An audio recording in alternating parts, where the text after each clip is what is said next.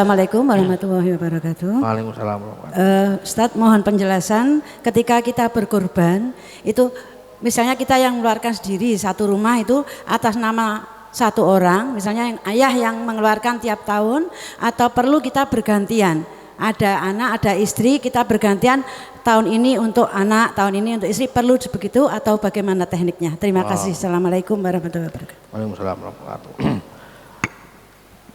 Untuk berkorban itu, ya itu sama dengan pertanyaan yang diajukan ke Masjid Tarjih dan Tajdid itu.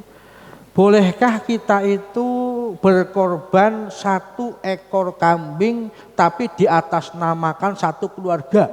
Nah, itu bukan korban namanya, ya itu namanya sodako. Boleh enggak? Ya boleh, tapi bukan sodako, tapi bukan kurban. Sodako berkorban. Yang boleh bagaimana? Di atas namakan satu ekor kambing adalah satu orang. Apakah boleh muter? Boleh. Tahun ini untuk anak, tahun depan ayah, tahun depan ibu, tahun depan lagi anak.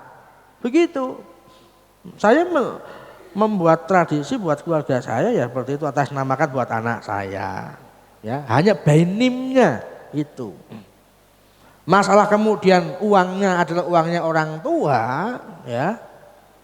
Lalu pahalanya masuk kemana? Orang usah ngitung-ngitung pahala. Ya.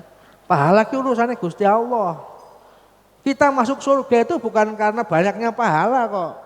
Ya. Kata siapa? Kata Rasulullah. Kita masuk surga itu karena apa? Rahmat Allah Subhanahu wa Ta'ala. Ya, ojo GR. Kita itu hanya punya empati, ya. Bagaimana kita berkorban, lalu kemudian kalau benim itu di atas namakan kepada satu ekor kambing berarti satu orang. Lalu bagaimana ada hadis yang mengatakan saya berkorban satu ekor kambing atas nama umat Rasulullah. Ya karena Rasulullah itu kan pemimpin umat, ya. Beliau mengatakan begitu karena beliau sebagai Rasulullah. Tapi yang beliau maksud korbannya ini ya tentunya di atas namakan atas nama beliau. Ya, itu ada hadisnya itu. Ya, saya menyembelih satu ekor kambing atas nama umatnya Rasulullah. Apakah umatnya juga mendapatkan pahala dari binatang kurbannya itu? Ya, bisa iya, bisa tidak. Tapi secara mekanisme penghitungan ya tetap atas namanya adalah satu orang. Ya. Ada lagi juga yang nanya, bagaimana kalau orang yang sudah meninggal? Bolehkah kita berkorban di atas namakan kepada orang yang sudah meninggal?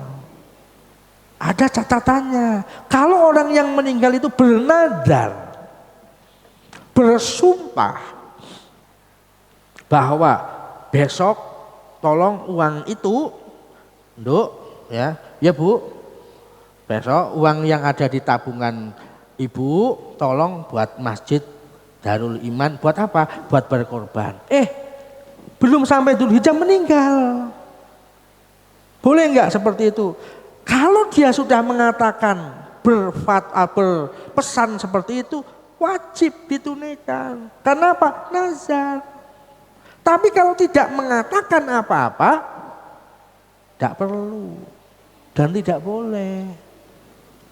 Hukum ini, ya, karena hukum sama seperti halnya orang badal haji, badal umroh. Ya. Kalau dalam hal ini badal haji, badal umroh nggak perlu ngomong dihajikan nggak masalah. Beda syariat. Loh kok Pak beda Pak? Syariat.